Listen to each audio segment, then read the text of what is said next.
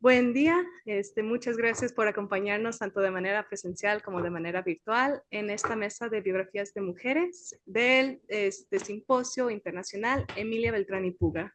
Ante todo, quiero agradecer el espacio al Colegio de Jalisco, así como a nuestros ponentes y ponente, y otra vez al público. Y pues no quiero darle merodeos al asunto. Procederemos con nuestra primera participación. Es por parte de Raquel de Jesús Vélez Castillo, quien es licenciada en Historia, maestra en Educación y maestra en Gestión del Aprendizaje por parte de la Universidad Veracruzana. Doctoranda en la Facultad de Filosofía y Letras, perdón, línea en Historia de la Educación y Pedagogía por la Universidad Nacional Autónoma de México. Es miembro activa de la red de especialistas en docencia, difusión e investigación en enseñanza de la historia. Colabora en el equipo de investigación en Historia de la Educación, Biografías Intelectuales, bajo la coordinación de la doctora Belinda Arteaga. Asimismo, ha sido ponente y autora de diversos trabajos en torno a las líneas de investigación, educación histórica, formación docente, historia de la educación e historia de la educación de las mujeres, siglos XIX y XX. Entre sus últimos proyectos académicos se encuentra el rescate de biografías intelectuales de investigadoras de la Universidad Veracruzana. Asimismo, el otro ponente de esta presentación es Miguel Hernández Cortés, quien es licenciado en lengua inglesa por la Universidad Veracruzana, maestro en educación media superior por la Universidad Pedagógica Veracruzana, maestro de lectura y redacción, coordinador académico y encargado del archivo histórico de la Escuela Industrial Concepción Quirós Pérez. Asimismo, miembro del Comité Científico de la Dirección General de Bachillerato Veracruz, en torno a la creación de los programas de estudio del Departamento de Capacitación para el Trabajo. Ha realizado estancias académicas en Oulu, Finlandia, Breslavia, Polonia y Moscú, Rusia. Sin más, pues ya, sin más preámbulo, gracias, esa era la palabra. Preámbulo, les cedo la palabra a nuestros ponentes. Muchas gracias. Buena tarde a todos y todas. Pues bueno, nosotros ahora tenemos una presentación en esta mesa respecto a una investigación que hemos realizado de Concepción Quirós Pérez, que es una mujer emblemática para Veracruz, en específico para la ciudad de Jalapa, Veracruz, ya que, pues bueno, ella fue una mujer del siglo XIX que una mujer empoderada, intelectual, que estuvo a cargo de un colegio sumamente importante para los veracruzanos, las veracruzanas, porque fue el colegio de niñas, el Colegio Superior de Niñas. Entonces, este espacio escolar pues fue sumamente primordial, ya que ahí se formaron las primeras profesoras en el estado, ¿no? Mucho antes de la Escuela Normal Veracruzana.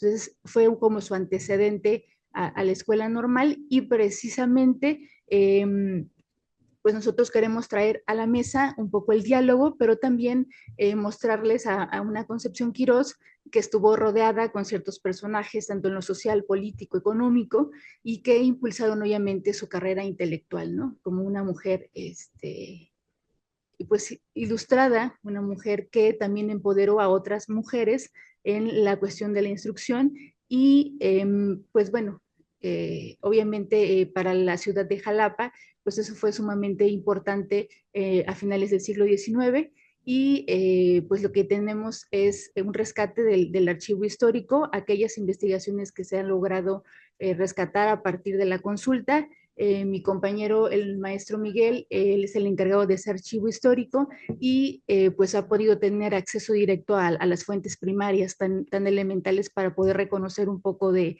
la historia de Concepción y también hemos buscado, ¿no? Hemos hecho búsqueda en otras fuentes, libros, en otros acervos incluso, donde Concepción impactó, ¿no? Porque también hubo algunas exposiciones en el extranjero, de las cuales hablaremos más adelante, y que ella pues es una mujer que impactó definitivamente para la sociedad veracruzana, y por qué no en México, precisamente reconociendo los vínculos políticos que pudo haber tenido con Altamirano, con Díaz Covarrubias y demás, ¿no? Entonces, esa es la intención, poner un poco en la mesa este juego que Concepción retoma respecto a la instrucción femenina y sobre todo cómo es lo esencial, ¿no? Desde un aspecto socioeconómico y cultural, ella logra realizar varias actividades en pro de las mujeres veracruzanas.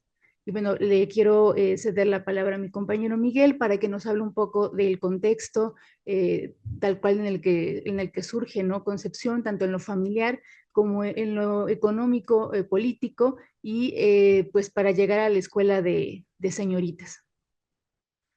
¿Qué tal? Buenas tardes a todos. Gracias por asistir a esta ponencia. Y hay que destacar que Concepción Quirós Pérez fue una mujer bastante relevante para el siglo XIX y principios del siglo XX en la ciudad de Jalapa. Como se podrán dar cuenta, escribimos Jalapa con J, porque hasta ese momento la ciudad de Jalapa era el nombre oficial. Sin embargo, se cambió con la letra X por un acuerdo de la legislatura. Por lo tanto, cuando se hable de Jalapa con J, normalmente se refiere a la Jalapa del siglo XIX, parte del siglo XX, y cuando sea con X es como la Jalapa contemporánea. Jalapa realmente fue una ciudad muy importante del siglo XIX, debido a que fue la ciudad de paso para llegar a la Ciudad de México, era capital de México. Entonces, no existían otros puertos más que el puerto de Veracruz, y existía a través de qué? Del fuerte de San Juan de Ulúa. Entonces, a raíz de eso, Jalapa se empieza a poblar más y empieza a crecer como una ciudad cultural. ¿Y a qué me refiero con cultural? Pues una ciudad donde el ámbito básicamente académico es el que predomina, porque hasta eso unos años antes, quien de los viajeros muy famosos que pasó fue von Humboldt, que justamente fue el quien le puso el nombre de Ciudad de las Flores a la ciudad de Jalapa. Entonces, ¿y por qué Ciudad de las Flores? Porque describe que Jalapa parecía un jardín, una ciudad jardín, habiendo demasiadas flores, demasiadas plantas, que resulta que en las calles había demasiada flora, e incluso las familias en cada una de sus casas tenía jardines muy bellos. Y de hecho, así mismo lo describe el gran poeta, gran ensayista, Guillermo Prieto. Hay un libro de él que se llama Una excursión a Jalapa en 1875, donde Guillermo Prieto justamente describe cómo lucía Jalapa por aquella época y nos dan pues mucha información relevante acerca de aquella Jalapa de la que hemos estado investigando. Y eso es como el preámbulo para poder destacarnos como habitantes de la ciudad y hacer saber a todo el país por qué Jalapa es tan relevante. Y uno de los aspectos educativos fue la creación de la Escuela Superior para Niñas de Jalapa.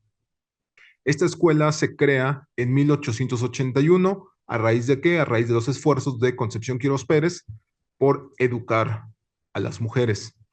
La cuestión con la escuela era que aún para esa época no existía como una fortaleza política y había muchos cambios políticos. Entonces, a raíz de que está la turbulencia política y no se sabe quién va a estar mucho tiempo en el poder, no se pueden como Concepción Quirós Pérez no puede como confiar plenamente en el sentido de con quién voy a tratar los temas, pero eso no impide que ella abra la escuela y la abre a raíz de pues muchas pláticas, yo considero que fue la plática más cercana con Guillermo Prieto, que le aconseja que abrir una escuela pública se dota con 1,000 pesos anuales.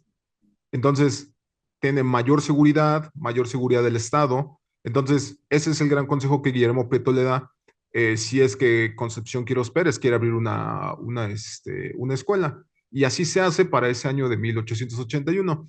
Sin embargo, se debe destacar que para esa época los estudios todavía no eran formales. ¿Por qué? Porque venían de una base educativa que era la escuela lancasteriana. Si han oído hablar sobre esta escuela, trataba sobre una persona de origen inglés que se llamaba John Lancaster, acerca de que la escuela solamente es aquella persona que ya sepa leer y escribir y puede hacer operaciones eh, este, de aritmética elemental, él mismo ya le puede enseñar a una persona más joven y en un grado académico quizá le puede enseñar a un niño que esté en primero mientras él vaya en tercero. Básicamente de eso trata la escuela lancasteriana.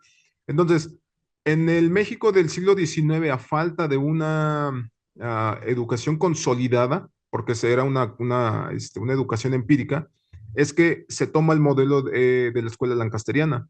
Y entonces, a partir de ahí es que como muchas personas se empiezan a educar. ¿Y se empiezan a educar en qué? En primeras letras, que era básicamente en leer, en escribir y en hacer operaciones matemáticas básicas. Era lo que se necesitaba al momento. Entonces, resulta que a través de esta escuela se dan cuenta que no es necesariamente lo que Jalapa necesita.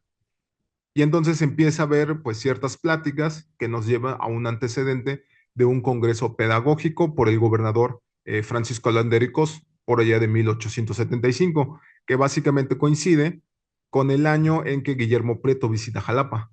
Entonces, resulta que este congreso pedagógico ah, establece las bases de lo que sería la educación moderna o en palabras meramente educativas, es la educación objetiva y sienta las bases de lo que se va a venir desarrollando con demás escuelas que se van a ir inaugurando en ese final del siglo XIX.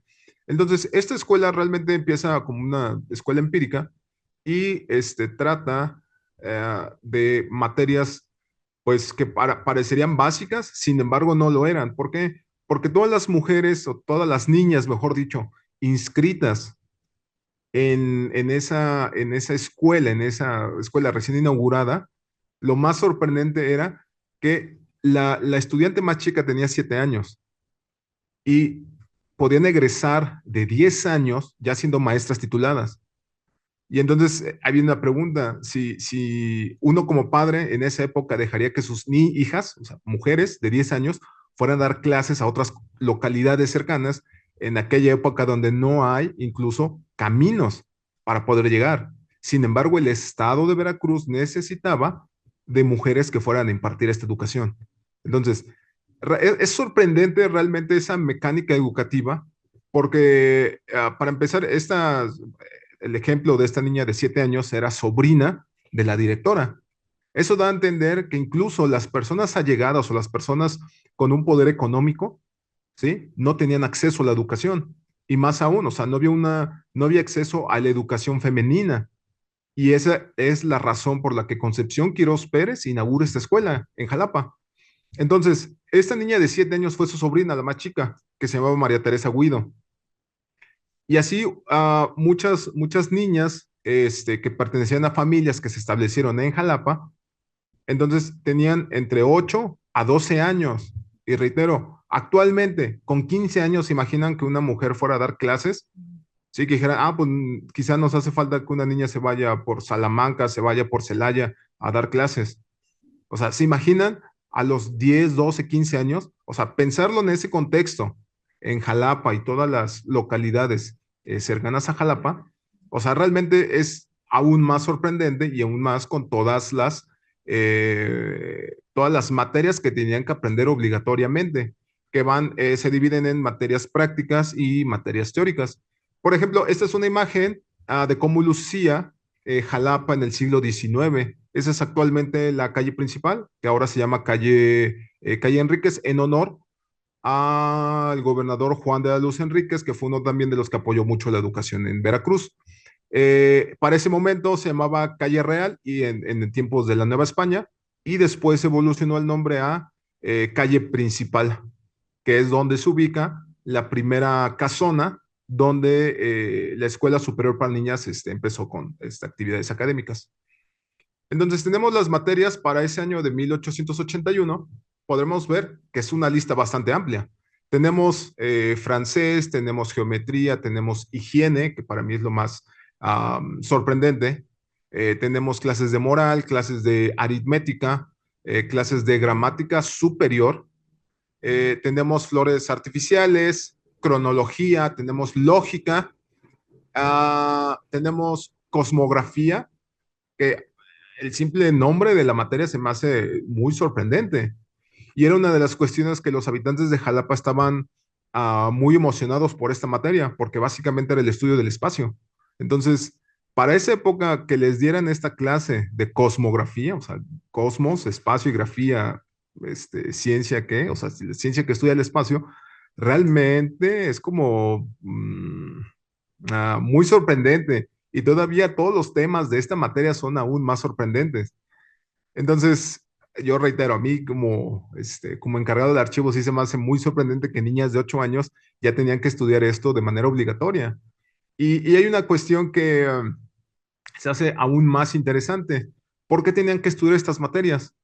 Porque a falta de educación de mujeres, la idea de concepción fue tratar de igualar en conocimientos a los hombres. Entonces, ¿cómo vamos a igualar a los hombres?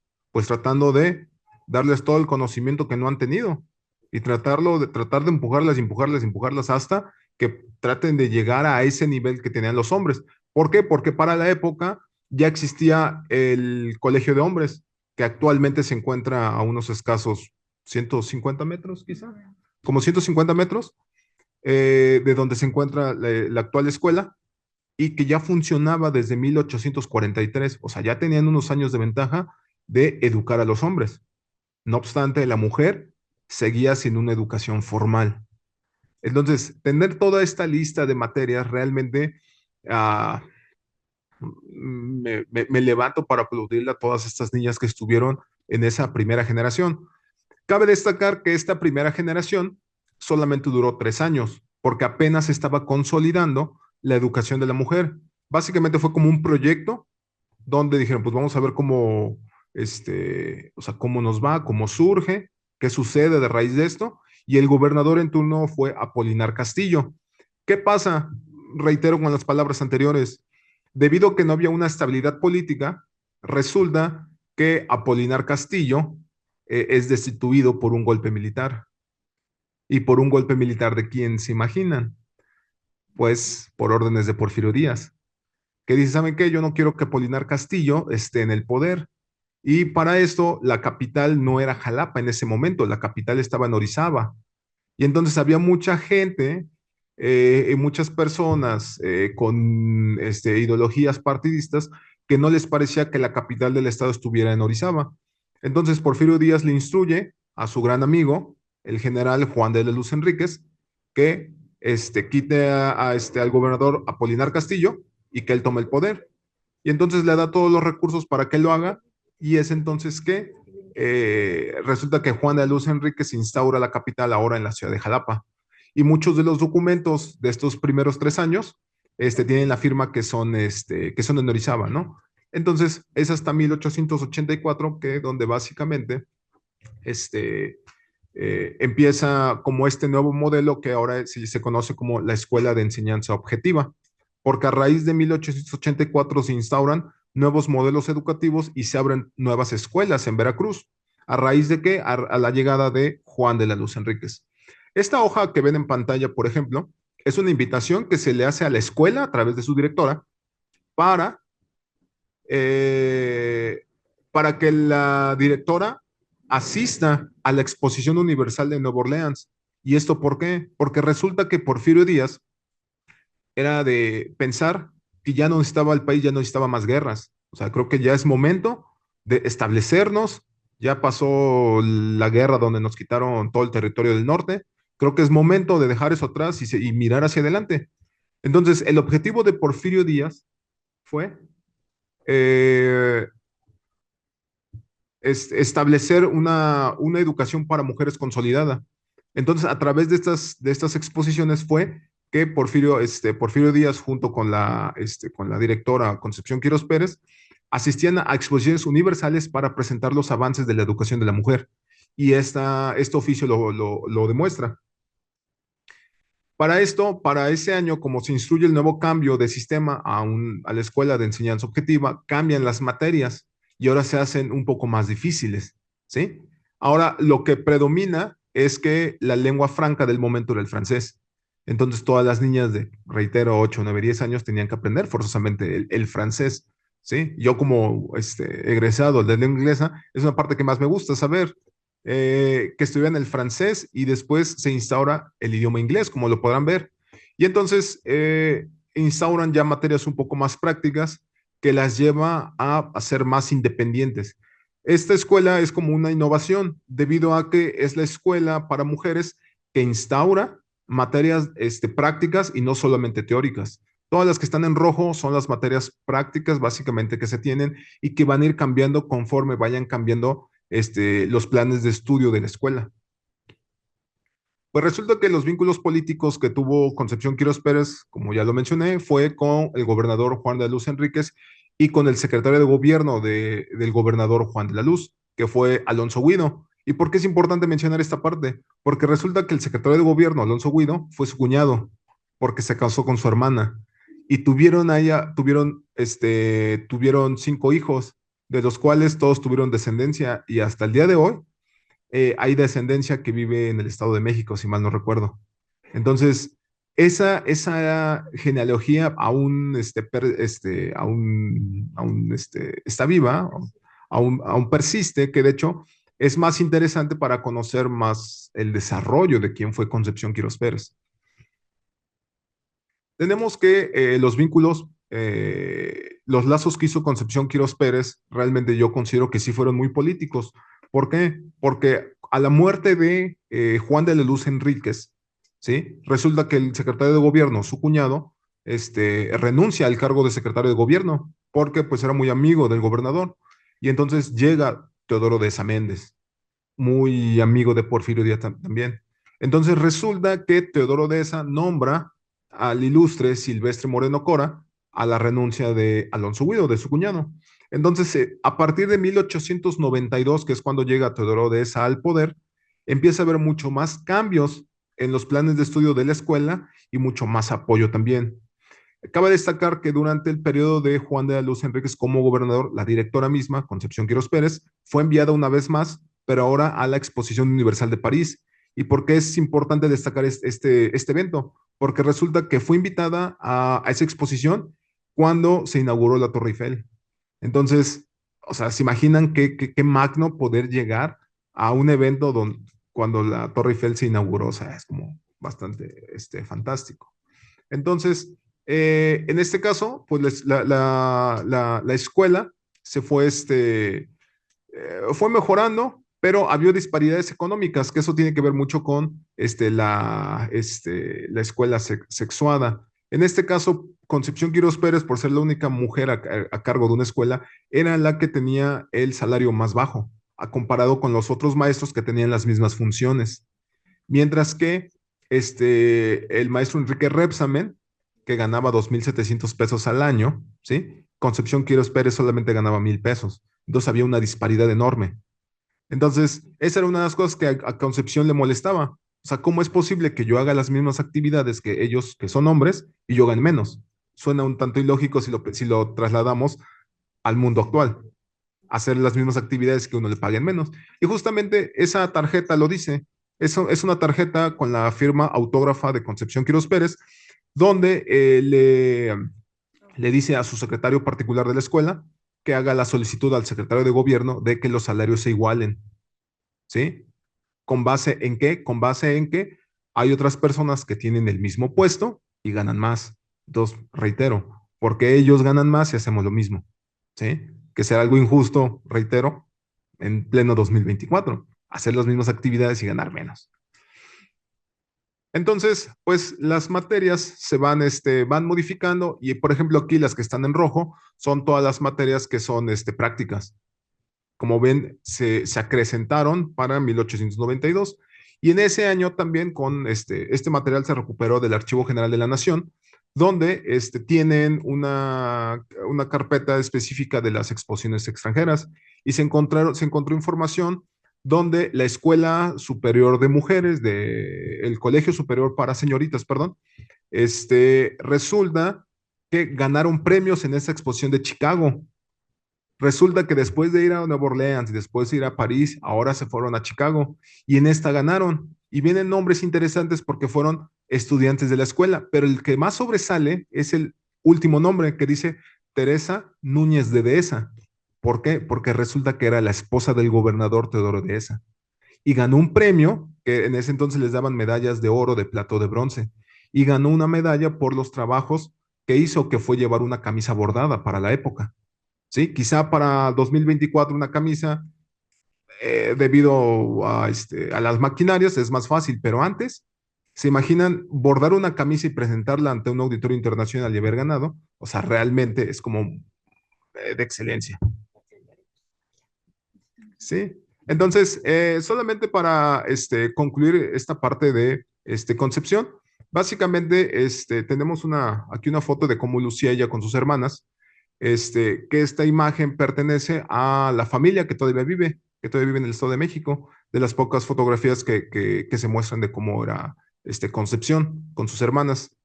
Y hacerles de cómo lucía, porque resulta que peleó por un edificio, porque nunca se tuvo un edificio, y fue hasta el 15 de septiembre de 1910 que se inauguró el edificio, y actualmente así luce. Se ha mantenido, se ha preservado el edificio, y estas son imágenes del día de la inauguración, donde el gobernador estuvo presente.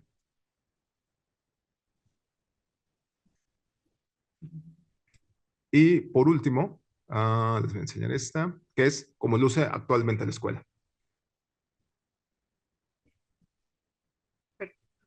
Pues muchísimas gracias. Ofrecemos un aplauso a nuestros ponentes, a quienes agradecemos su participación. Ahora procederemos con la doctora Arcelia Esther Paz Padilla.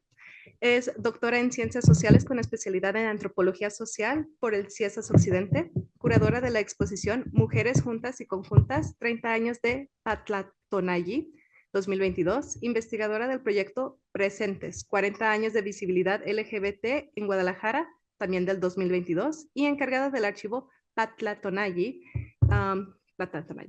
profesora asociada en el Instituto Tecnológico de Estudios Superiores de Occidente e integrante del Consejo Ciudadano de las Mujeres de la Secretaría de Igualdad Sustantiva entre Mujeres y Hombres. Actualmente es investigadora postdoctoral en el Centro de Estudios de Género de la Universidad de Guadalajara con el proyecto La energía de dos mujeres que se aman, el legado de Patlatonayí y la consolidación de su archivo 1986 a 2022.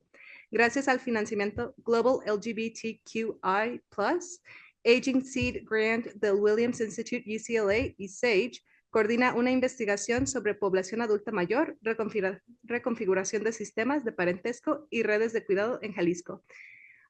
Por favor, doctora, toma la palabra. Muchísimas gracias. ¿25 minutos? ¿20 minutos? Dejémoslo en 20, porfa. Para acotarme a los tiempos y dejarle tiempo suficiente a la compañera que sigue. Sí les pido, porfa, que podamos poner la presentación.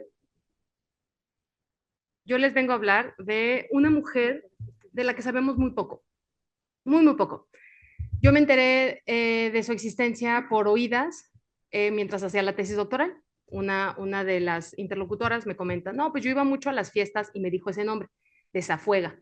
Y la vida entera la gente me ha contado cosas que asume que yo sé de qué están hablando. La gente normalmente asume que yo sé más de lo que sé.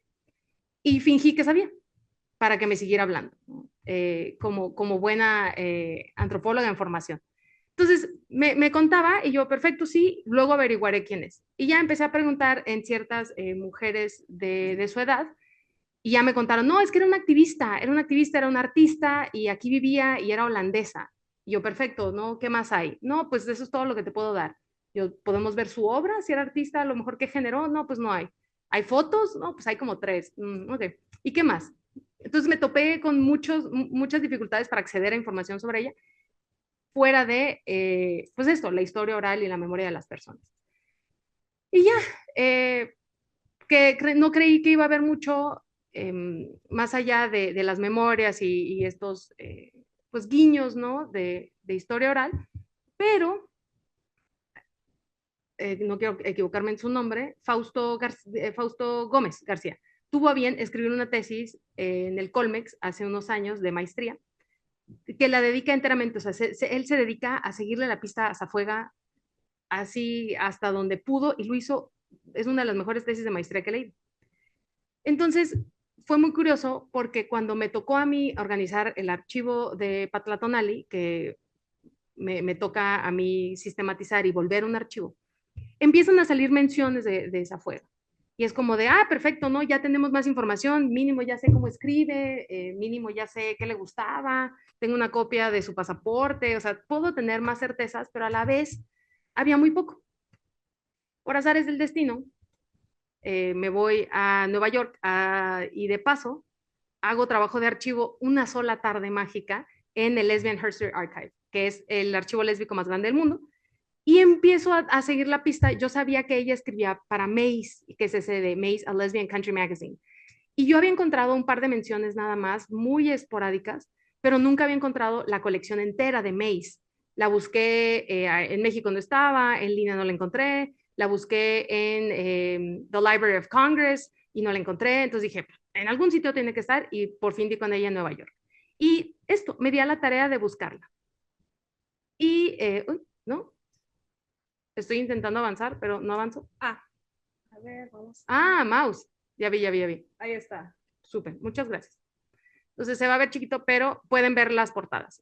Evidentemente es una publicación no solo lésbica, sino feminista y con un corte muy hacia lo rural. O sea, esta búsqueda de lo ancestral, esta búsqueda de que las mujeres vivieran del campo, vivieran de forma absolutamente separatista. Zafuega era famosa por ser separatista, entonces eso era lo que sabíamos de ella, pero siguiéndole la pista en Maze, escribía para varios tipos de publicaciones. Yo le seguí la pista aquí, también escribía para Lesbian Connection y escribía mucho para Women's Spirit. Y como dicen los títulos, era esta búsqueda de una tribu. O sea, ella siempre buscó una tribu. La encontró de forma pasajera y momentánea, pero nunca de tiempo completo. Y sí, le quiero mover a mi compu creyendo que soy el cursor que está ahí. Pero si se fijan, dice Summer, creo que esta es 1987, pero si se fijan, tiene una datación distinta. Tiene 9987. Entonces, hay una suma de 8000 años ahí. Y eso es porque Marilyn Stone escribe un libro que se llama When God Was a Woman. Y yo me había dado cuenta de este detalle, pero es Fausto quien le pone nombre. O sea, porque lo encuentra más fácil. O no más fácil, pues él lo encuentra y hay que reconocer cuando un colega encuentra algo. Entonces dice, hay una datación alternativa, donde las mujeres están diciendo, nosotras cuando descubrimos la agricultura, es que empieza la historia a contarse de otra manera. Entonces, Marilyn Stone dice, no vamos en el 1987, vamos en el 9987. Entonces, es ese detalle, ese guiño de, es una manera diferenciada y distinta y muy alternativa y muy antipatriarcal de pensar el paso del tiempo. Entonces podemos ir viendo, ella nació en el 46, entonces básicamente la vamos a ver en sus, voy a hablar en inglés, de sus, la mitad de sus 40 hasta sus 50. Bueno, al principio de sus 40. Entonces podemos ir viendo que escribe, todo el tiempo escribe a este revista, precisamente porque dice, me gusta mucho leer Maze, es el soporte tribal que estoy buscando. Entonces, todo el tiempo le hace muchísimo ruido que las feministas con las que se relaciona trabajan con varones y ella no quiere relacionarse con varones, sexoafectivamente, políticamente, ni en la fiesta quiere coincidir con ellos. Entonces, el tipo de revista que consume es precisamente del tipo de mujeres que buscaron vivir de la tierra, de ser autogestivas, autosuficientes y de no tener vínculos ni con la ciudad, casi casi. Entonces ella escribe en ese dice que tiene un sueño de reuniones tribales anuales. Su sueño perpetuo no solo era vivir en tribu, sino tener encuentros tribales de cada tiempo. Y digo tribales porque evidentemente a través de una visión muy ecofeminista, ella pensaba en una temporalidad. Todo el tiempo piensa en temporalidades, piensa en ciclos. Entonces ella decía, sería ideal que una vez al año mínimo nos pudiéramos reunir y fuera precioso. En este primero, sí, en este primero firma como Mira Lilian, y eso es importante, su nombre legal era otro, su nombre legal era María Joana Cristina Van Ryn, pero no firmaba con ese nombre. Cuando se vino a vivir a Estados Unidos, estuvo en Estados Unidos antes de llegar a México, ella firmaba como así, Mira Lilian. A veces se ponía otros apellidos, a veces no. Entonces, cuando ya pasa el tiempo, este ya es, Primavera 88, ya está en Tepoztlán. Su primer sitio de articulación fue Tepoztlán. Y ella decía que era un lugar que vibraba diferente, que era mágico, que era más elevado que los demás y que el hecho de que ella estaba ahí le ayudaba al sitio como a curar al mundo. Porque, una vez más, ella creía en que las vibraciones que emitían, sobre todo las mujeres que no se doblegaban ante el patriarcado, intentaban sanar al resto de las mujeres. Entonces, está en Arizona y está contando de lo feliz que es en un sitio solo rodeada de mujeres, viviendo de la tierra, sufriendo las precariedades de un sitio que no está preparado para ser habitado, pero lo feliz que era viviendo en un sitio del tipo. Entonces, que ella lo veía como curarse de vivir en un espacio heterosexual, entrar a un sitio absolutamente de mujeres, ella lo veía como un bálsamo, y la entiendo. Entonces, este es el verano del 88 y ya tiene nombre, dice, Oasis es un espacio para las mujeres fuera del patriarcado, abiertamente lo nombra así. Y sigue diciendo, o sea, Mace es mi conexión con el exterior. A veces me cuesta mucho trabajo hacerle entender a mis alumnas muy jóvenes lo difícil que era vivir sin el Internet. Entonces, lo mucho que dependías de una carta, de una publicación, que te dejara ver que había otras personas como tú. Entonces, estos son, insisto, finales de los 80. Y ya nos va indicando cuánto cuesta acampar en el sitio que ella lleva, las necesidades del sitio todo el tiempo. Y esto no solo es en Mace, en el resto de los sitios que he encontrado sus publicaciones, todo el tiempo está pidiendo donaciones, tanto económicas como materiales. Está pidiendo libros sobre todo y ropa de cama. Le encanta pedir ropa de cama. Entonces esto sí dice de Oasis is located an hour and a half from Mexico City in a magical healing village. O sea, es un poblado mágico y curativo. Ya después, esto es el 89, aquí nada más está diciendo sus necesidades. Esto es la versión más común que yo encuentro de Zafuega en diferentes publicaciones, es esta. Es decir, hay un sitio, se ve así y así, y estas son mis necesidades. En este caso, ella está asegurando que es el único espacio separatista de todo México, lo cual me parece muy osado, pero para la información que ella tenía era cierto. Para la primavera del 90, ya aquí empiezan los guiños a más a lo que a mí me interesa, porque ella, al final de cuentas, mi interés particular no era estudiarla a ella cuando estaba haciendo la tesis doctoral, sino lo que ella aportó al movimiento lésbico feminista tapatío. Entonces aquí está diciendo, esto es el 90, el 89, sí, primavera del 90, y está diciendo, ella lo escribió esto en noviembre del 89, y está diciendo, la primera novela lésbica se acaba de publicar y se llama Mora, y es sobre esto, esto y esto. Entonces, los marcadores temporales de una línea de tiempo mucho más amplia que solo ella y su resistencia. Y está diciendo que aunque es cierto que para ciertos países latinoamericanos resistir al patriarcado es particularmente complicado, que aún así ella dice, pero es que las mujeres que resisten al patriarcado, o sea, que insisten como en dialogar con el patriarcado, de todas maneras le están dando su energía a este sistema. Y que ella decía, hay que resistirnos por completo, hay que alejarnos y armar nuestros propios sistemas sociales, económicos y de todo tipo, porque muy a su, muy a su tiempo y a su formación como activista separatista, ella creía que el norte global y el imperialismo eran las peores cosas que le podían suceder al mundo y estaba muy interesada en quién elegía a Estados Unidos como presidente. Entonces, sí, ella soñaba con una alternativa pacífica, ecofeminista, donde las mujeres pudieran, en algunos momentos, dice, que elijan incluso si están vestidas o no. O sea, ella sueña con un espacio donde el clima sea lo suficientemente cálido que puedan andar sin ropa si quieren. Entonces, sí, eh, eso dice mucho de quién era. Y que sigue en Tepoztlán y que dice que como muchas lesbianas, ella encontró un sitio que estaba en ruinas y lo arregló, porque en un sitio donde rentaba, era un sitio que estaba en muy mal estado, se lo rentaban muy barato, y ella tuvo que aprender o depender de otras personas para que arreglarles tanto plomería, carpintería y otro tipo de cosas. Y en varios momentos, es donde creo que nunca lo vio, se queja como de, hasta cierto punto se queja de cómo se lleva el barrio donde vive. Y dice que está todo mediado por la Iglesia Católica. Y ella, aunque venía de una historia familiar complicada y venía de una resistencia varia a tratamiento psiquiátrico y a una imposición religiosa, dice, entiendo que para llevarme bien con el barrio tengo que hacer estos guiños religiosos y sumarme a la vida de barrio, pero al mismo tiempo no me gusta.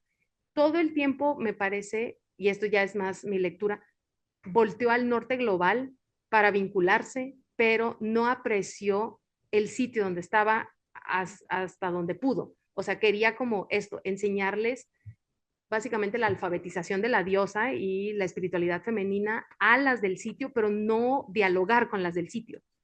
O sea, al final de cuentas, también ella trata de imponer hasta cierto punto su visión y de una manera muy blanca. O sea, escribe un inglés que no es perfecto y escribe un español que lo es aún peor. Entonces, también dependía de que la gente hablara con ella en inglés, porque su español nunca fue muy, muy bueno. Este ya es, espérame, es que no veo. Este ya es verano, no, este es invierno del 90. Y esto ya está, esto es muy curioso porque quienes estudiamos en algún momento teoría feminista o movimientos feministas estadounidenses, sabemos que un vehículo para casi que la radicalización de las mujeres o al contrario, su sujetación, fueron los magazines de mujeres. Y ella dice, ay, nosotras también tenemos una opción y empieza a dar recetas. O sea, empieza, dice, ah, pues la resistencia también es a través de la comida y empieza a compartir recetas. Y en este caso es una receta de harina y agua. O sea, es engrudo. Y dice, una mujer alemana que pasó por Oasis me la comentó, es engrudo. Ella no lo llama así, pero yo sí. Y dice, puede ser dulce o salado, depende de lo que le quieras poner. Y es súper rendidora esta comida. Y eso nos habla, por ejemplo, de lo que tiene acceso. Todo el tiempo se está quejando de que el dinero no le rinde. Ella recibía una pensión del gobierno neerlandés por una cuestión le llamaban discapacidad, pero eran cuestiones psiquiátricas. Entonces recibía una pensión y de eso vivía, entonces estaba muy limitada y claro que le va a hacer sentido comer engrudo, con diferentes sabores, pero sí. Entonces ya llegamos al verano del 91. Y aquí todavía está en Tepoztlán, pero aquí ya empieza a hablar de, no, perdón, aquí ya empieza a hablar de Guadalajara porque ya se muda a Guadalajara, perdón. Entonces, para mí es muy útil porque ella firma todo el tiempo con el sitio donde está. Entonces, puedo seguirla, a veces incluso con su edad. Entonces, dice dónde está y empieza a decir, es que ya me vinculé con el grupo tapatío, que es el que yo estudio, con Patlatonal. En este caso, nada más está diciendo que comparte espacio con Patlatonal. Compartían un sitio cerca de la Casa de los Perros, que les llamamos aquí. Entonces, no fue muy largo o muy fructífera esa unión, o sea, sí fue fructífera, pero fue limitada. Y estaba diciendo lo emocionada que está porque las Patlas habían abierto un local. Entonces, ellas habían rentado una casa donde podían hacer fiestas, donde podían hacer reuniones. Y aquí está hablando y esto para mí es muy útil porque dice que el teléfono, la línea telefónica está disponible de las 5 a las 8 de la noche, de lunes a sábado, y que hay una cafetería y que hay talleres y que quieren hacer un programa de radio. O sea, esto me da información a mí de cómo se vinculó con el trabajo que hace Patlatonale y que ya no tiene un jardín, para ella es súper importante lo del jardín, pero que al menos tiene macetas. Dice ella, pues mínimo hay macetas. Y ya no está sola, que eso es importante. En todo momento habla de la soledad, de lo complicado que es para ella llevar el estar sola. Luego, el 92, y esto, las fotos están al revés, vuelve a Arizona y dice, me encanta venir aquí, quisiera yo tener un sitio así en donde estoy. Ella iba y venía todo el tiempo a Estados Unidos, no encuentra, y ahorita lo vamos a ver, no encuentra otras comunas separatistas que le abran las puertas y que le permitan pasar. O sea, eso o no las encuentra para empezar. O sea, no sabe dónde hay más comunas. Y eso también, ¿no?, nos lleva a otro sitio. Las mujeres feministas lesbianas de esta época empiezan a crear guías de, ¿quieres vivir de la tierra? Mira, están estos sitios. Y ella en particular se va a Arizona muchísimo. Entonces, se llama Adobe Land, así, el sitio. Y está hablando de lo complicado que es que otras personas han descubierto la bondad del desierto, entonces que ya empiezan a llegar vecinos, y ella está diciendo, por favor, las personas, más mujeres compren las hectáreas que tenemos alrededor para que no nos lleguen vecinos. Esta es la única portada que ella ilustra, esa es una ilustración suya. Es el único guiño que yo he encontrado a una pues, como cosmología latinoamericana. Es la primera vez que veo que habla de algún tipo de deidad que no sea blanca, lo cual ya es importante. Y aquí ya es un anuncio, dice que Oasis una vez más ya puede ofrecer hospedaje, que ya puedes llegar a dormir ahí, los costos que necesitas, y que es muy curioso porque dice que sí, hay una cama y techo disponible para mujeres que están ya cansadas de la industria turística patriarcal, y también como un sitio seguro. El 94 ya vemos, igual dice Zafuega de Oasis acá abajo, y ya está viendo irse, ya está buscando salida. Dice, oigan, ¿no hay nadie en Europa como interesada en irse a vivir a las afueras de Barcelona? Y dije, no, pues fue muy lista. Encontró un sitio que le permita andar con poca ropa, que le permita técnicamente acceder a una vida tranquila y económica, porque considerando los otros países de Europa, vivir en España le hubiera parecido más accesible. Pero insiste, así como de, por favor, mujeres de cierta edad, como mujeres cuarentonas, cincuentonas, ¿qué tal que nos vamos a hacer una comuna a Barcelona? Y sí, tiene todo el sentido. Y aquí era el 94, ya hay 2 años, brinca y ya la encontramos en Curazao, ya se fue. México no le termina de funcionar, Guadalajara no se integró al 100 a los grupos de aquí, porque los grupos de aquí no eran separatistas. Entonces se va a Curazao y empieza a escribir de otra manera y empieza a poner énfasis en la salud, porque su propia salud se está viendo comprometida.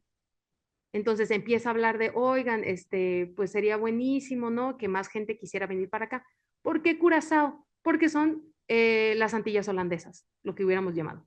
Entonces ella, al ser neerlandesa, le hace todo el sentido de que sigue siendo ciudadana, pero está en Sudamérica.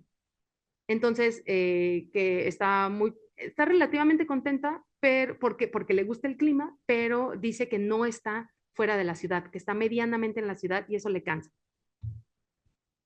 Tenemos el 97, van a haber 2 posts que son casi iguales, y si se fijan, está pidiendo, que está así como de su lista de qué ofrece y qué pide.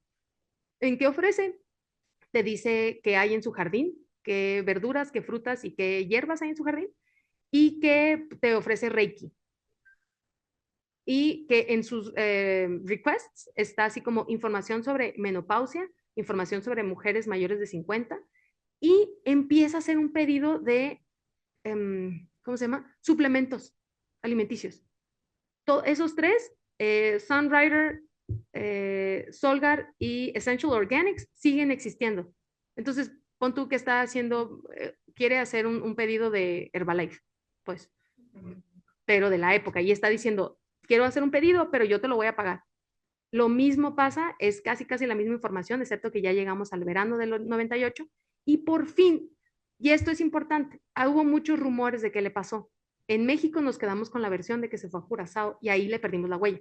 Y esa era mi idea, llegó a Curazao y ya no sabemos más. El rumor es que se suicida, pero no tenemos certezas. Entonces, hasta ahí, años y años y años habíamos sabido, llega a Curazao.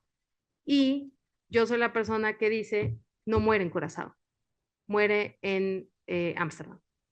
Regresa a Ámsterdam 20 años después de 20 años de irse a Holanda, dice, aquí tenemos en el otoño del 99, está mandando su última carta y dice, volví porque ya no podía.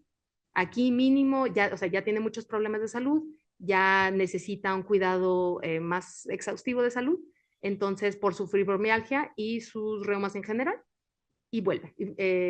Artritis, perdón, y fibromielitis. Y vuelve.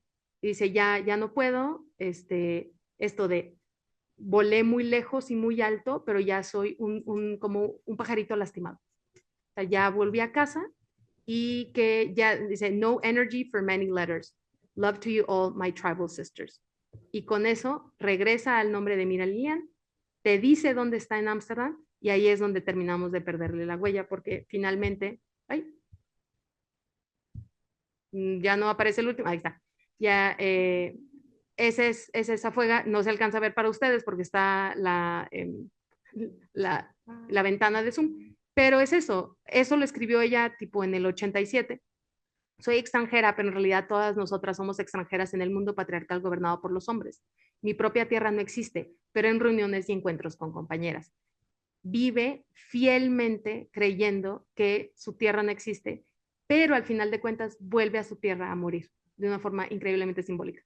Muchas gracias y nos vemos por acá.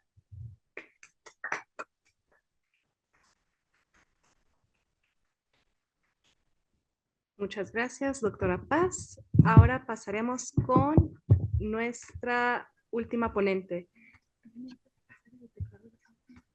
Ella es Kenia Torres, es licenciada en Historia del Arte por la Universidad de Guadalajara. Gracias. Actualmente se encuentra cursando el cuarto semestre de la maestría en Estética y Arte de la Benemérita Universidad Autónoma de Puebla. Fue ayudante de investigador nacional nivel 3 en Ciencias Occidente y auxiliar de investigación en el Colegio de Jalisco. Cabe destacar que también fue una de las tres organizadoras del primer coloquio de jóvenes investigadores, ¿verdad, Kenia? Sí, donde estuvieron una gran labor.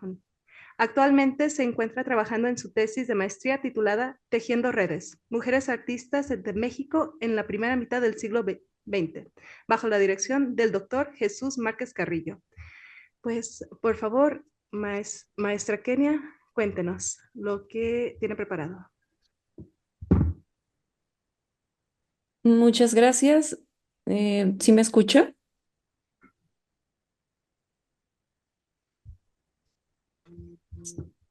¿Sí me oigo?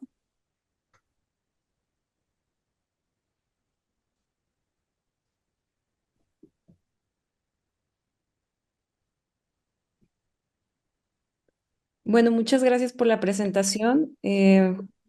Buenas tardes. Me gustaría agradecer al Colegio de Jalisco por esta oportunidad de presentar este trabajo de manera virtual. Para mí es un placer estar en este simposio junto a colegas que aprecio y admiro y pues con las que tuve oportunidad de trabajar. Eh, También me gustaría mencionar que el trabajo que presentaré forma parte de los resultados de mi tesis de licenciatura que defendí en el año 2021 bajo la dirección de la doctora María Teresa Fernández Aceves. Bueno, esta presentación yo la dividí en tres partes. En un primer momento muestro la justificación de por qué biografiar a la pintora jalisciense María Izquierdo.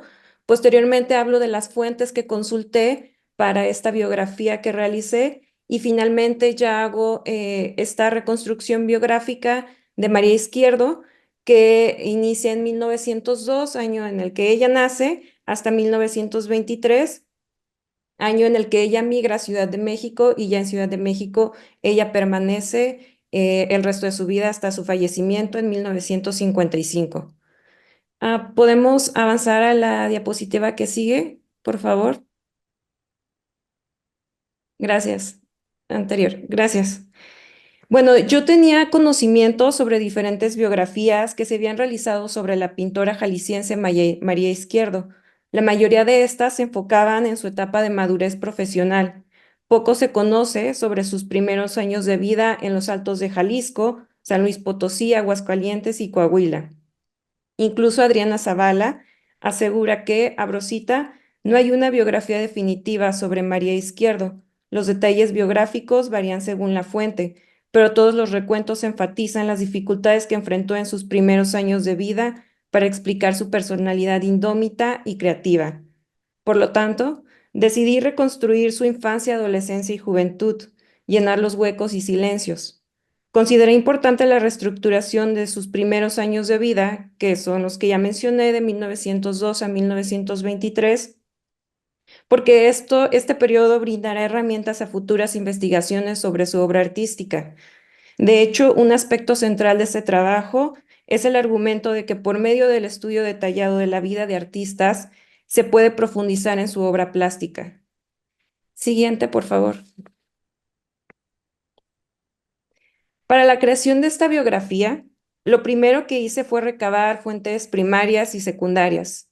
Una de las grandes interrogantes que surgen cuando se quiere investigar a una mujer es saber si para reconstruir su vida existen suficientes fuentes, lo cual implica una minuciosa y atenta búsqueda de todos los rastros o huellas que haya dejado a lo largo de su existencia.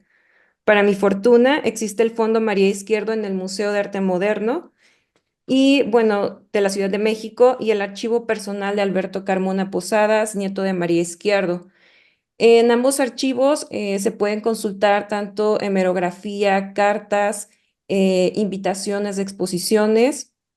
Y bueno, en específico, en la imagen podemos observar lo que el nieto de María Izquierdo, Alberto Carmona Posada, llama su pequeño museo, que en donde él tiene enmarcados, como se puede apreciar, recortes de periódico. Él también conserva algunos objetos personales de María Izquierdo y que justamente estos objetos sirvieron para, como inspiración para María Izquierdo para sus obras. Como lo podemos apreciar, la sopera, en la fotografía, aparece representada también en la obra de María Izquierdo, una obra temprana, también titulada La sopera. Siguiente, por favor. Lamentablemente, la mayoría de los documentos que se encuentran en estos archivos revelan más sobre su vida profesional y muy poco sobre su vida privada y subjetiva. Un documento muy valioso para la reconstrucción de sus primeros años de vida fue la autobiografía de Izquierdo, que se encuentra en el Museo de Arte Moderno. Este es un documento mecanuscrito que consulté de manera digital. Se compone de 87 fojas en donde se trazó la vida de María Izquierdo en 9 capítulos. Los primeros, y eran justo los que a mí me interesaban para reestructurar sus primeros años de vida, se titulan La niñez, la mujer y la Academia de San Carlos. Estos estaban acomodados cronológicamente de 1902 a 1934. Como se puede observar, la autobiografía no tenía imágenes y es un formato sencillo. En marzo de 1953 se inició la redacción de esta autobiografía. Ruiz Cortines estuvo involucrado en la realización de dicho documento, pues en el contenido de este se menciona su labor como presidente y se elogia el hecho de que considera a la mujer y al hombre en igualdad de derechos. Los dos primeros capítulos, titulados La niñez y la mujer, ofrecen detalles sobre sus primeros años de vida en San Juan de los Lagos, Aguascalientes, San Luis Potosí y Torreón. El patrón narrativo de estos combina situaciones normales, es decir, costumbres, hábitos, la vida cotidiana, con alguna anomalía, una especie de mezcla entre ficción y realidad. Por ejemplo, en la primera foja se menciona a Brosita un recuerdo que quedó grabado en la memoria de María Izquierdo. Cuando todavía era una niña de 2 años, fue el hecho sorprendente de que fuera robada por una troupe de cirqueros que a la sazón había instalado su carpa en el pueblo donde se venera la famosa Virgen de San Juan. María, por 24 horas, vivió el bohemio y mágico mundo de cirqueros en su más íntimo aspecto. Cierro cita. En la siguiente foja se alude a otro recuerdo ocurrido en San Juan de los Lagos durante la feria. Izquierdo presenció cómo una manada de caballos salvajes pasaron sobre ella y su abuelo Bartolo Gutiérrez la protegió con su cuerpo. Estas anécdotas, según la autobiografía, están íntimamente relacionadas con el trabajo artístico de la pintora. ¿Podemos pasar a la diapositiva que sigue? El tema circense y los caballos ocupan una parte importante de su creación. También en estas primeras letras sobre su vida, constantemente se alude a su personalidad pictórica y sensibilidad. María Izquierdo es descrita como una niña con alma de artista. Y bueno, aquí podemos apreciar dos obras justamente donde vemos temas, estos temas que se narran en la autobiografía. También una obra temprana, El Domador, veremos el tema circense y esto serán temas recurrentes en sus obras tempranas. Por otra parte, los caballos se encontrarán en obras tempranas, pero también estarán a lo largo de su obra, ya sea como elemento central en primer plano o también como un elemento adherido de manera casual, ¿no? Por ejemplo, ahora recuerdo en un autorretrato donde María Izquierdo es el personaje central y este caballo, algún caballito, aparece en la parte de atrás. Siguiente, por favor. Bueno, ya voy a iniciar a hablar propiamente de la biografía de María Izquierdo, quien, como ya mencioné, creció en San Juan de los Lagos, municipio que se localiza en la región de los Altos de Jalisco y se caracteriza por su devoción católica. Fue hija única de un orfebre, comerciante, Rafael Izquierdo Hoyos, originario de Guanajuato, y de María Isabel Gutiérrez Flores, de San Juan de los Lagos. La familia de María Izquierdo era de clase media. Tanto Rafael como María Isabel asumieron el papel de trabajar para solventar los gastos económicos de la familia nuclear y de la extensa.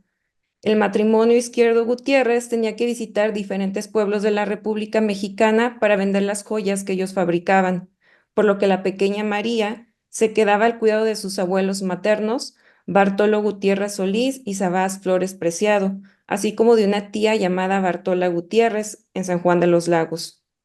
Las figuras de autoridad para María Izquierdo eran sus abuelos y su tía, con quienes experimentó en diversos niveles relaciones de afecto y temor.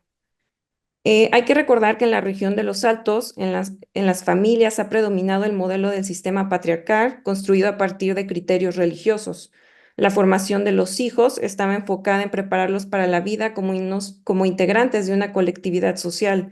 Se les mostraba una actividad económica de acuerdo con su sexo, y un segundo aspecto sobre su formación tenía que ver con cuestiones culturales y religiosas.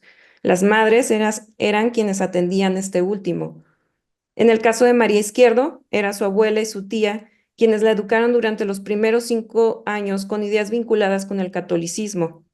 También eran ellas quienes le asignaban actividades como cuidar camotes afuera de su casa o darle de comer a los animales que tenían. Por su parte, con su abuelo, Bartolo, quien era agente viajero y pocas veces estaba en San Juan, iba a comer alimentos de la región como tamales, jocoque, atole, frutas y golosinas. Bartolo Gutiérrez también le impartía de vez en cuando clases de astronomía a María Izquierdo. Le explicaba los nombres y las formas de estrellas y planetas. La educación informal que se le dio de pequeña coincide con las materias que se enseñaban en las escuelas oficiales a principios del siglo XX. Los niños que iban a la instrucción primaria superior se les explicaba sobre cosmografía, que ya lo escuché en la anterior ponencia. En esta materia aprendían la historia del telescopio, que complementaban con una visita al observatorio. El conocimiento científico durante el porfiriato fue plenamente aceptado en la escuela elemental. El niño debía contemplar lo que le rodeaba, los fenómenos y las fuerzas de la naturaleza para conocer la vida de las plantas, los animales y los hombres. Siguiente diapositiva, por favor. La pequeña María Zenobia también pudo realizar este tipo de actividades relacionadas con la contemplación en la casona familiar, ubicada en la calle Leonardo Cermeño, número 20, en San Juan de los Lagos. Era una casa grande, contaba con un jardín en el que se la pasaba observando y coleccionando insectos pequeños, juntaba hojas y raíces y con ellas hacía collares. Esta fotografía yo la tomé en el año 2020 en San Juan de los Lagos.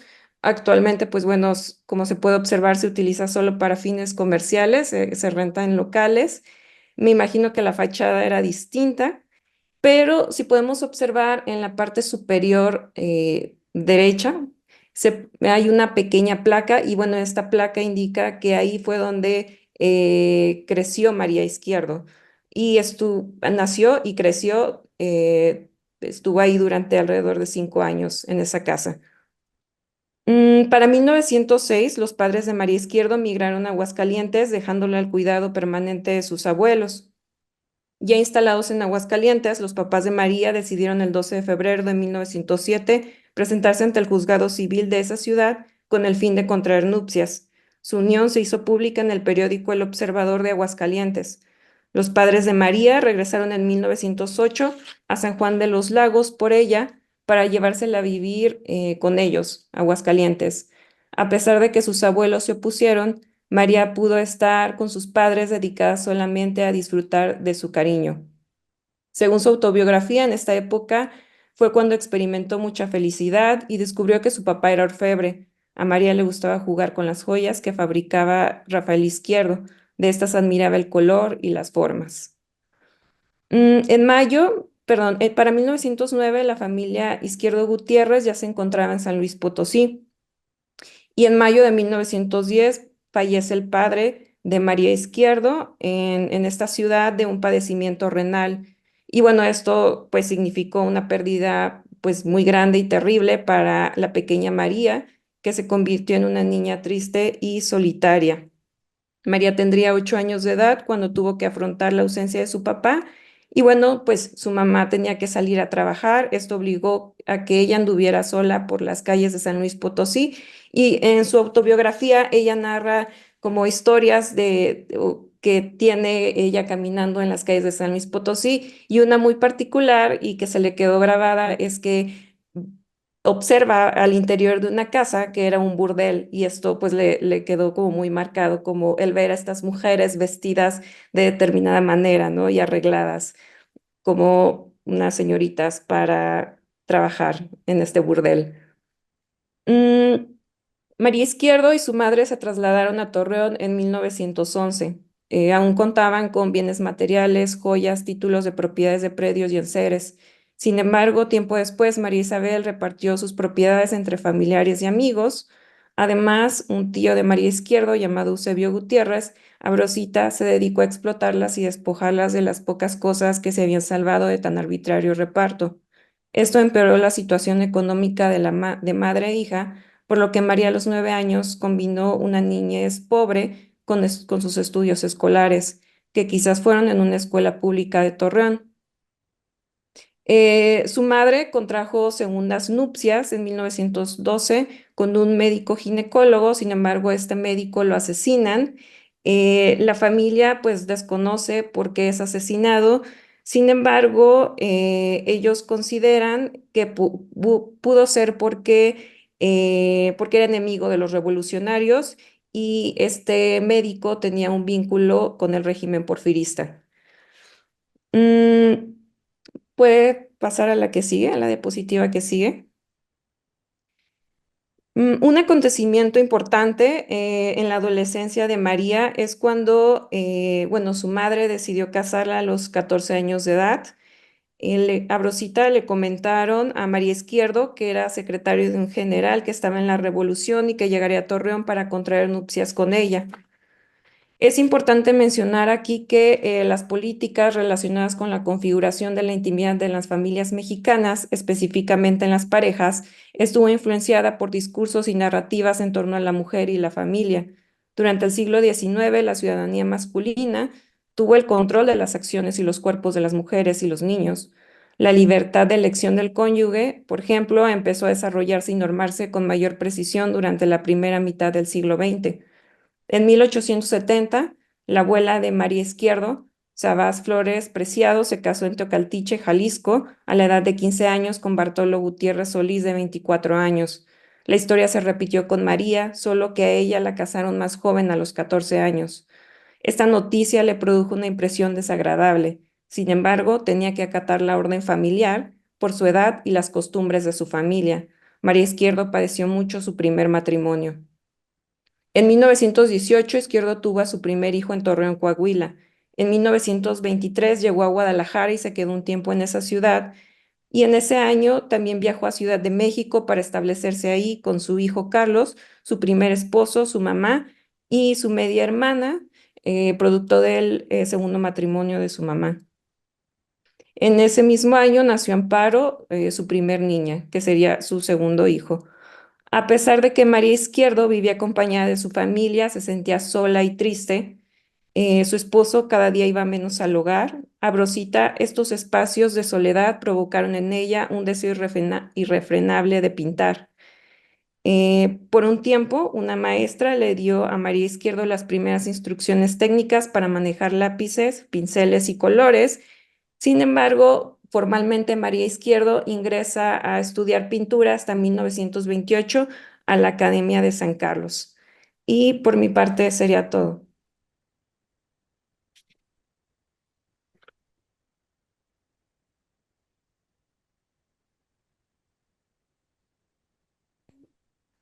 A todos nuestros ponentes aquí presentes. Tenemos un ratito extra. Ahora pasaremos a la ronda de preguntas, comentarios, que gusta hacer el público. O también, si entre ponentes se quieran preguntar o compartir más información, podemos aprovechar.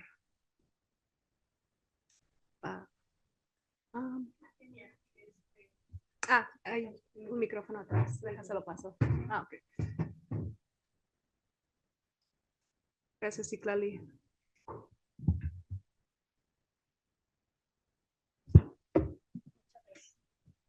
Es una pregunta para Kenia. Por cuestiones como fortuitas, investigué hace un tiempo un concurso que organizó el Universal, un periódico de la Ciudad de México, que se llamaba el concurso del vestido económico. Es de 1928 y entre la lista de participantes aparece una María Izquierdo. Yo no sé, me llamó la atención, no sé si pudieras avanzar un poquito más. La ponencia justo se paró en 1928, pero saber un poco más de la vida de María Izquierdo, si es posible que haya participado acá, te puedo pasar el dato porque me parece una cosa chistosa que haya estado inscrita como en este concurso y que se haya publicado su nombre entre la lista de concursantes. Muchas gracias. ¿Alguien más?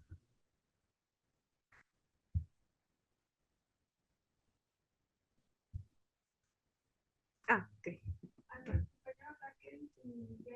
Aquí tenemos el micrófono, si gusta. Gracias.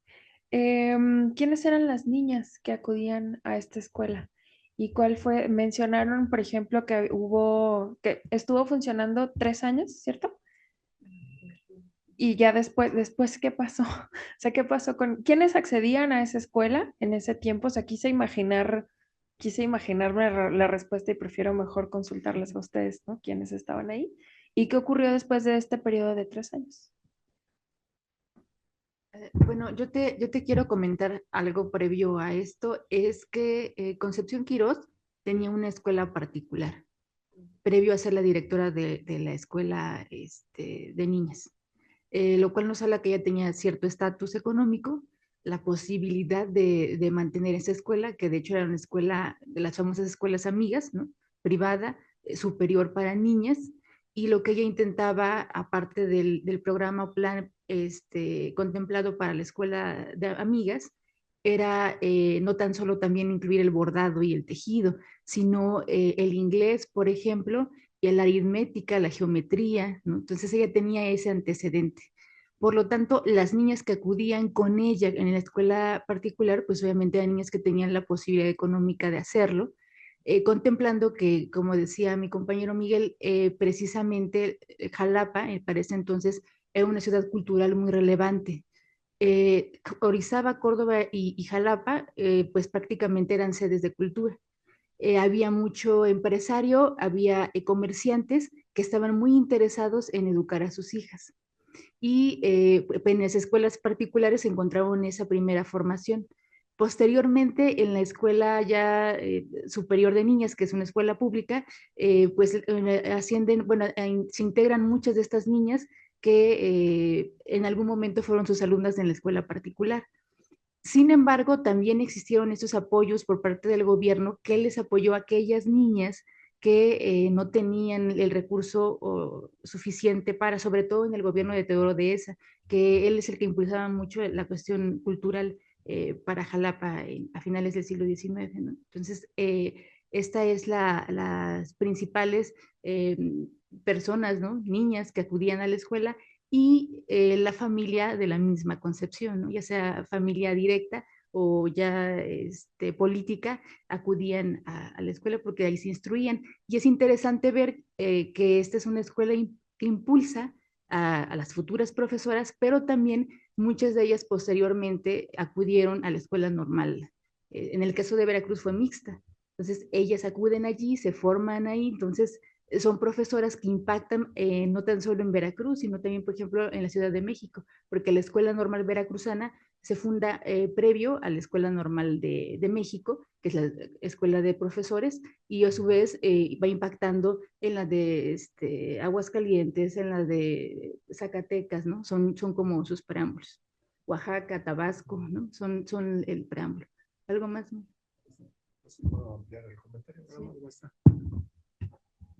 Aquí una cuestión bien interesante, solamente para ampliar lo que dice la maestra Raquel, es que se tienen registros de matrículas, bueno, y haciendo un estudio de quiénes eran todas las familias, esta genealogía amplia, pues yo considero que eran familias de clase media, y de hecho hay un libro que habla sobre la música en Jalapa de ese siglo, donde dice que normalmente las familias ricas eran solamente las hijas de los gobernadores y de los empresarios. Las clases medias eran todos los que eran maestros, directores, y las clases bajas eran las hijas de los campesinos. Y hay libros que relatan que los campesinos no vivían en Jalapa. Sin embargo, o sea, digo, por matrículas que se tienen, sería como para todas las clases, pero casi todas las familias que vivían en Jalapa en esa época, se puede decir que era la mayoría clase media, e incluso algunas hijas de las que eran las mismas intendentes de la época, eran estudiantes ahí mismo, porque incluso Concepción Quirós Pérez era tutora de algunas estudiantes que no podían pagarse los estudios, y entonces ella era quien pagaba el costo por matricularse a la escuela. Pero pues todas clase media.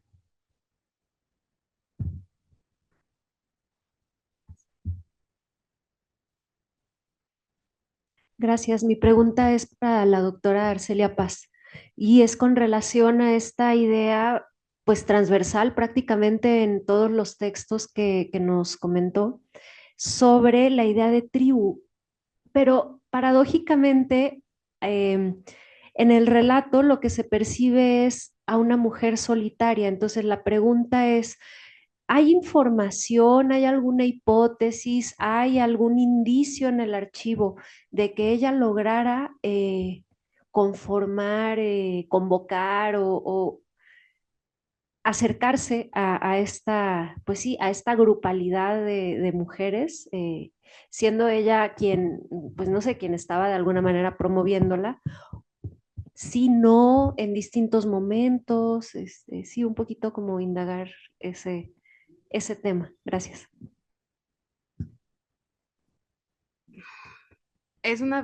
Creo que lo que nos llama mucho la atención para quienes crecimos o estamos relacionadas con el activismo, ya sea que lo vivieron o que lo estudiamos, Safuega es una figura casi que mítica de la extranjera que vino, quiso vincularse culturalmente, no lo logró y se fue y no sabemos qué le pasó.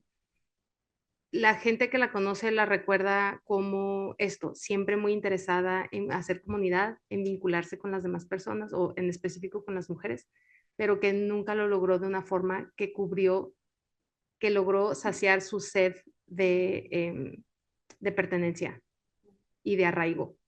Entonces, muy al estilo de los diferentes espacios que se formaron separatistas en Estados Unidos, sus contactos solían ser efímeros, significativos, pero de corta duración.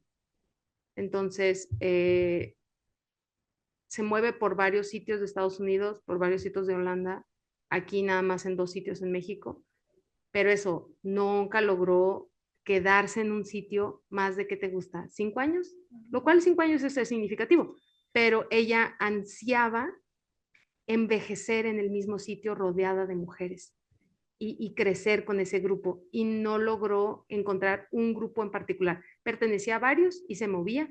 Esto de ir y venir a Arizona, pero no como ella lo pensaba. Y eso es lo más triste, que en este caso habla de una particularidad, o sea, como de esto son sus botellas al mar que lanza como mensaje, me encanta que sí continuamente dice, gracias por sí publicarme, gracias. En otros sitios, porque le he seguido la pista en el archivo que yo misma llevo, he encontrado esto. Hay un énfasis también en el contacto físico. Continuamente sus sugerencias no solo son de reuniones tribales y de cierta adoración, sino también de contacto. Está continuamente pidiendo que las mujeres se masajeen unas a otras, que se abracen unas a otras. Entonces, a mí se me hace particularmente triste porque es una necesidad constante de que esto de encontrar pareja, de que alguien la toque, no necesariamente de una forma sexual, sino de una forma afectiva. Entonces, es súper triste la pregunta porque es una pregunta muy, pues que la pensamos mucho, pero no la logra, no de forma significativa como ella lo quería. Ya.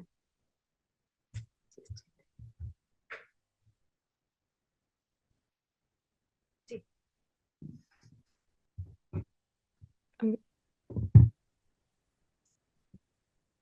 Bueno, ok, gracias. Bueno, justamente decidí presentar Corte en 1928 porque lo que buscaba en ese trabajo era exponer los primeros años de vida de María Izquierdo, ¿no? Que es justamente de lo que trató mi tesis de licenciatura, reestructurar estos primeros años de los que poco se habla sobre María Izquierdo. La parte profesional sí la he estudiado.